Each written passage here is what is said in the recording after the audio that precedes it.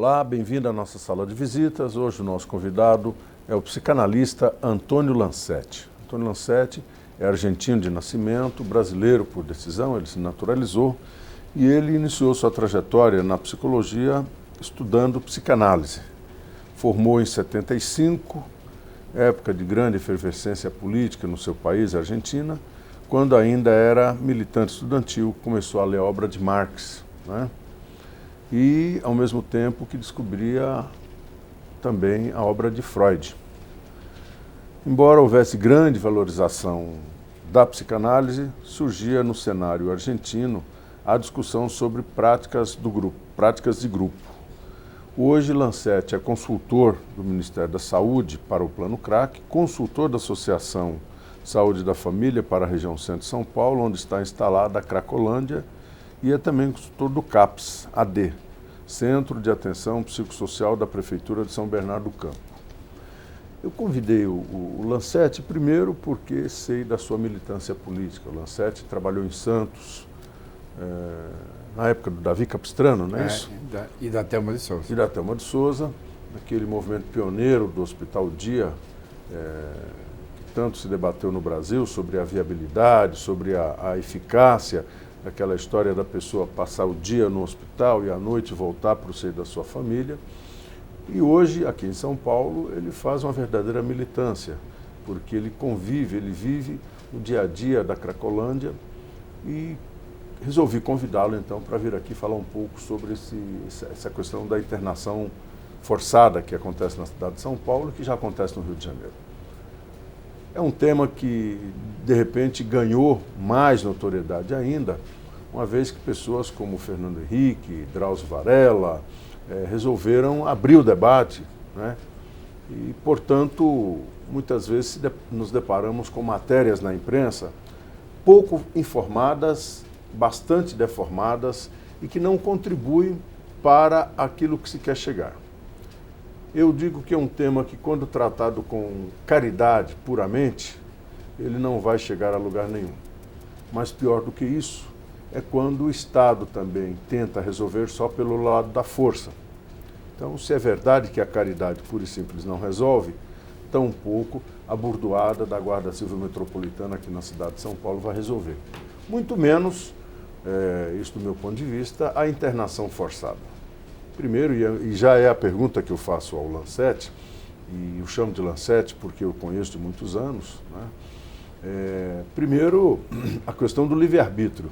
As pessoas que estão sendo internadas, do ponto de vista médico e jurídico, elas não estão interditadas. Não existe um parecer médico, científico, que diga que essa pessoa não tem autonomia para a decisão própria. E, portanto, pode-se fazer uma ação como essa, onde a pessoa sequer pode decidir se quer ou não optar por esse caminho. E a segunda é com qual estrutura de retaguarda o governo, na cidade de São Paulo, está fazendo essa ação. Pergunto eu, a família está sendo chamada, a família acompanha esse processo, existem médicos e paramédicos em condições, treinados, existem clínicas especializadas para receber esta demanda, que com certeza não é só da Cracolândia. O problema é que virou comum falar Cracolândia, mas Santo Amaro, São Miguel, a periferia da cidade de São Paulo também tem os seus redutos de pessoas que se juntam para se drogar. Então, assim, primeiro, pelo respeito que eu tenho à trajetória, e agradeço já antecipadamente o Lancetti por se dispor a vir aqui conversar conosco, eu te deixo à vontade, inclusive para melhorar a sua apresentação que eu fiz aí, sei que a sua história é muito mais longa, a sua trajetória, e nós temos aqui 30 minutos para falar sobre esse assunto. Bom, eu agradeço o convite. Evidentemente, há uma tentação a querer resolver problemas muito complexos com medidas simplificadas e elas tendem a fracassar. Os estudos indicam que praticamente 100% das internações compulsórias elas são fracassadas. o professor da Unifesp, Dartio da Silveira, Dartio Xavier da Silveira, em recentes debates, tem afirmado esses números. E também não podemos afirmar que o trabalho que se desenvolve em São Paulo é um fracasso. Não podemos afirmar. Não podemos afirmar. Nós temos aqui na região do centro equipes que trabalham com a metodologia da estratégia de saúde da família, o programa de saúde da família, que são médicos, enfermeiros e agentes comunitários que percorrem constantemente a região da Cracolândia e que estão, alguns localizados no chamado Projeto Centro Legal e outros nas unidades de saúde da C e da República. Também existe o CAPS, Centro de Atenção Psicossocial de Álcool e Drogas, que está aqui na Praça da Sé, e o CAPS Infanto-Juvenil, que se localiza também na região da Sé. Bom, o que acontece na cidade de São Paulo? Desde 2009 tem um projeto que consiste em se aproximar das pessoas, o que já é muito difícil, porque você vê que qualquer pessoa que sai da Sala São Paulo, de um concerto, ela fica apavorada quando vê a quantidade de gente usando crack em condições deploráveis. E chegar a essas pessoas, se fazer conhecer, criar um vínculo de confiança, já foi muito difícil. Mais difícil ainda foi vencer os obstáculos para que os funcionários das unidades de saúde os atendessem, porque essas pessoas são sujas, às vezes com muitos problemas clínicos, com sangramentos, algumas com incontinência, enfim. E foi muito difícil. Não, se levado pela força, não, mas o problema é que os agentes chegam perto deles, às vezes eles falam, não, eu não preciso de ajuda, mas aquela que está aqui do meu lado, ela precisa. E começou um processo de conhecimento da pessoa, do nome da pessoa, da biografia dessas pessoas. E muitos deles foram feitos centenas de atendimentos, inclusive muitas internações, por motivos clínicos. Porque o que nós verificamos de maneira prática é que essas pessoas não pedem ajuda para parar de usar, mas pedem ajuda pelo sofrimento que elas têm.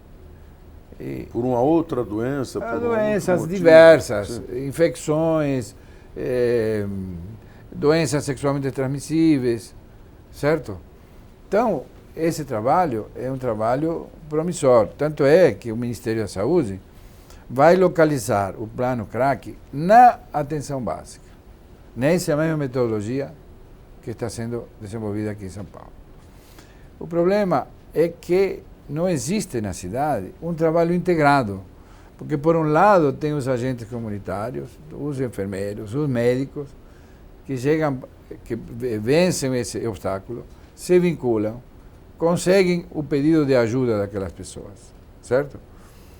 Que depois vão ao CAPS, e algumas vão para clínicas especializadas, que são um problema à parte, que depois comento, as clínicas especializadas.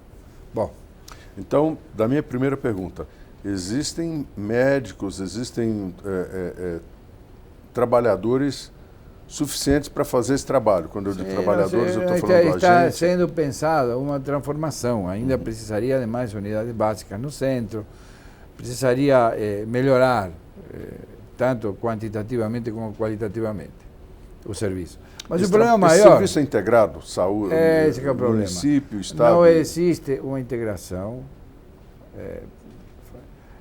com assistência social. Você vê que nós temos 15 mil moradores de rua e só tem 10 mil vagas em albergues. E os albergues não têm qualidade. Não são lugares que quem mora na rua deseja ir. Eles são muito maltratados, tem aquelas filas. Enfim, tem uma tradição manicomial nesses abrigos. E nós temos tido outras experiências em Santos. Criamos locais que eram tão atrativos que as pessoas queriam ir. Mas era uma metodologia totalmente diferente. E também não existe uma integração, que isto aqui é mais grave, com a Guarda Municipal. Né? A Guarda Civil Metropolitana, ela opera com o método da limpeza. Né?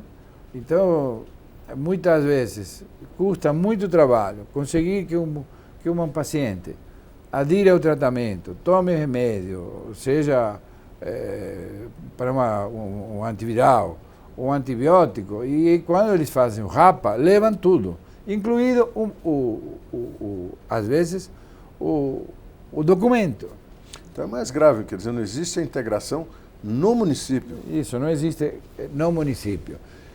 Se pressupõe que a guarda é severa e de outro lado, eu não sei se pressupõe isso, né? Porque nunca conseguimos conversar. Inclusive, uma vez foi marcada uma capacitação dos guardas municipais, mas ninguém compareceu. Então, não existe integração desse trabalho, certo? E inclusive, com esta metodologia, existem também... Nós já denunciamos aqui várias vezes a ação da Guarda Civil Metropolitana com a lavagem de calçadas de madrugada, para tirar a população que está dormindo nas calçadas com jatos de água. Isso já foi denunciado aqui várias vezes, sem que alterasse. Veja só, está nos cinemas o filme do Fernando Henrique Cardoso da maconha, né? E o professor Fernando Henrique Cardoso, ele reconhece, faz uma autocrítica, que ele errou na política que ele conduziu durante as suas gestões. Por quê? Porque estava organizado segundo a ideologia da guerra às drogas. E o filme é explícito em mostrar, em números, em dinheiro gasto, o fracasso, o rotundo fracasso da guerra às drogas, certo? Então, a guerra às drogas, destruição de plantios, só aumentou a plantação, certo? Foi um fracasso, aumentou o consumo, certo? Agora, o problema é que com esta história da internação compulsória, está infiltrando a ideologia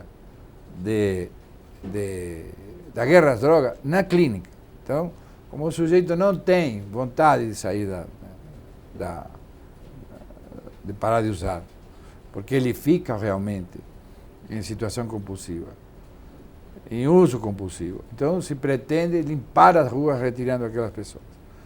Veja só, é uma medida simplista para um problema complexo, certo?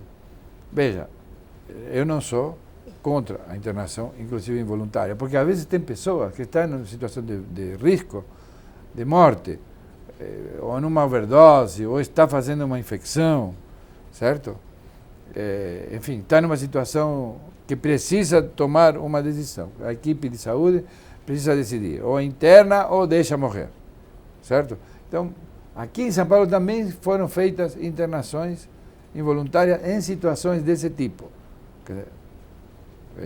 pelas equipes de saúde.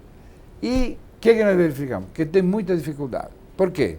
Porque precisava ter uma capacitação maior dos profissionais que estão nos hospitais que podem receber essas pessoas. Veja, o profissional de saúde ele não é treinado para lidar com o sofrimento humano. Ele é treinado para operar um protocolo. Tem uma doença, faz o diagnóstico, certo? E uma terapêutica, enfim. Essa saúde mental é muito mais complexo. Uma família que tem um louco na família, quando o louco melhora, o pai se descompensa. Então, é preciso capacitar melhor os hospitais.